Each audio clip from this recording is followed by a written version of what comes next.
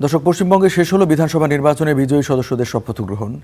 এ বিষয়ে আরও জানাতে কলকাতা থেকে আমাদের সাথে যুক্ত হয়েছেন সহকর্মী সুজিত দুয়ারী, এবং সুজিতের কাছ থেকে জানতে চাইব, সুজিত, বলা যায় মুখ্যমন্ত্রী হিসেবে আজই শুভেন্দু পাকাপাকিভাবে দপ্তরে বসলেন।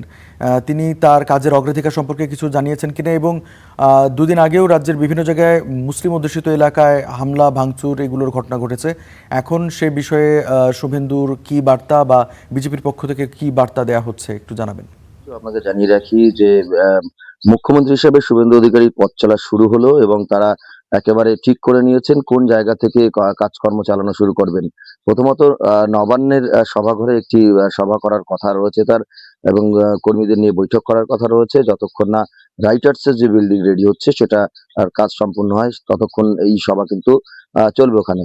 এবং পাশাপাশি দেখা গেল তৃণমূলের তরফেও কিন্তু তাদের তরফে নির্দেশিকা জারি করা হয়েছে। শোভনদেব চট্টোপাধ্যায়কে বিরোধী দলনেতা হিসেবে জানানো হয়েছে তার নাম, এবং এতদিন শুভেন্দু অধিকারী যে বিরোধী দলনেতা ছিলেন সেই আসনেই কিন্তু বসবেন তৃণমূলের শোভনদেব চট্টোপাধ্যায়।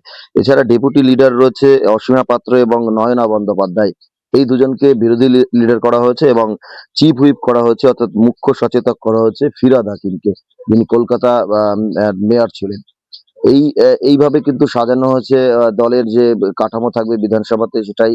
এবং আপনি যেটা বলছিলেন যে সহিংসতার ঘটনা, ইতিমধ্যে সহিংসতার ঘটনা কিন্তু বিভিন্ন জায়গায় যেটা ঘটতে চলছিল সেটা কিন্তু একেবারেই কার্যত বন্ধ হয়ে গিয়েছে বলা যায়। কারণ বন্ধ করতে পেরেছে দলের তরফে, সেই রাশ টানতে পেরেছে, কারণ দলের তরফে কড়া বার্তা দেওয়া হয়েছিল যারা এই ধরনের ঘটনার সঙ্গে যুক্ত থাকবে, অর্থাৎ সহিংসতার ঘটনায় যারা যুক্ত থাকবে তাদেরকে গ্রেপ্তার করা হবে। আমরা দেখেছি রাজ্য জুড়ে কিন্তু সেই গ্রেপ্তারের ধারা অব্যাহত রয়েছে, এবং বিজেপির তরফে কঠোর এই যে পুলিশকে খোলা হাতে কাজ করতে দেওয়া, যে এই ধরনের ঘটনা যারা ঘটাবে তাদেরকে গ্রেপ্তার করতে হবে, দলমত নেবে, সেই জায়গায় দাঁড়িয়ে কিন্তু বড় সিদ্ধান্ত নিতে পেরেছে পুলিশ প্রশাসন এবং গ্রেপ্তার করা হচ্ছে। সুতরাং সেই সহিংসতার ঘটনা কিন্তু এখনো পর্যন্ত রাশ টানতে পেরেছে বিজেপি সরকার, এমনটা কিন্তু বলা যায়।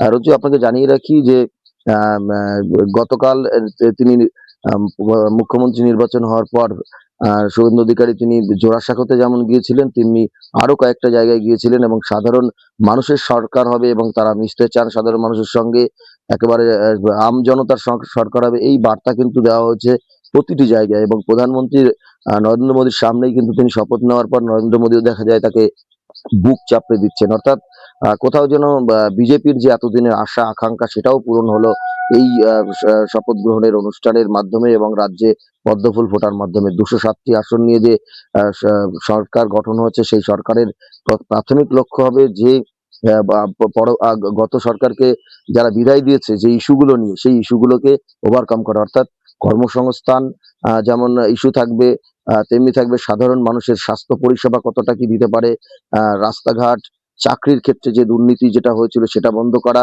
এই সমস্ত কিছু কিন্তু মাথায় রাখতে হবে। এবং এসআইআর যে নাম বাদ গিয়েছে সেই নামগুলোর ক্ষেত্রে কি সিদ্ধান্ত নেয় সেটাও কিন্তু নজর রয়েছে। প্রায় 90 লক্ষ মানুষের নাম বাদ গিয়েছিল, পরবর্তীতে আরো কিছু মানুষের নাম যুক্ত হয়েছিল। সুতরাং সেই যে বাদ দেওয়া নামগুলোর বিষয়টা কি দাঁড়াবে সেটাও কিন্তু নতুন সরকারের দিকে প্রত্যাশা রয়েছে মানুষের।